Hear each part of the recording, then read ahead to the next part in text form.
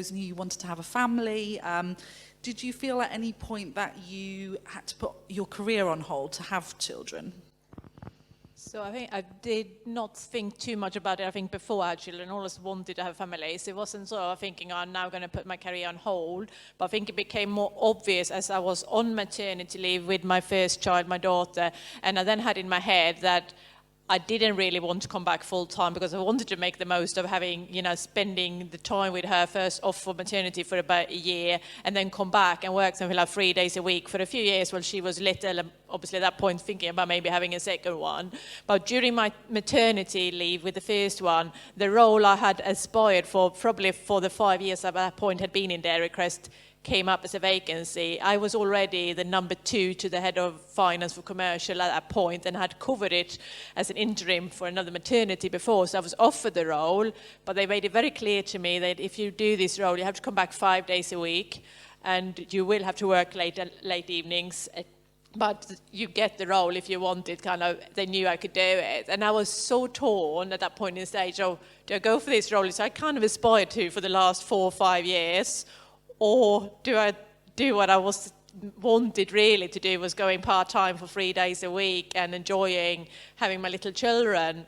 And I was in tears at some points. I could not decide. And I probably a few of my friends that I was well in and out with a lot.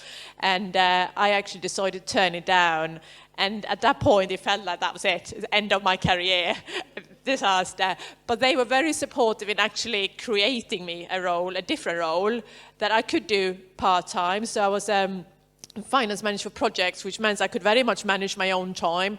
I could do 3 days a week, and it worked perfectly. I did that for a couple of years until I went off again to have my son, came back in and was then doing another part-time role about 4 days a week for about half a year. At that point in time, a promotion came up for another type of head of finance role, and I got that. And this was obviously, a few years later. So yes, I did maybe not progress as quickly as I had intended to first. But do I regret it now? Not a chance. I would never get my children back being small again, and we'll never have that time. And I think I certainly don't regret it. And should I have stepped in to do that a more senior role and not had those few years when spending more time with my kids, I feel that's probably what I would regret now.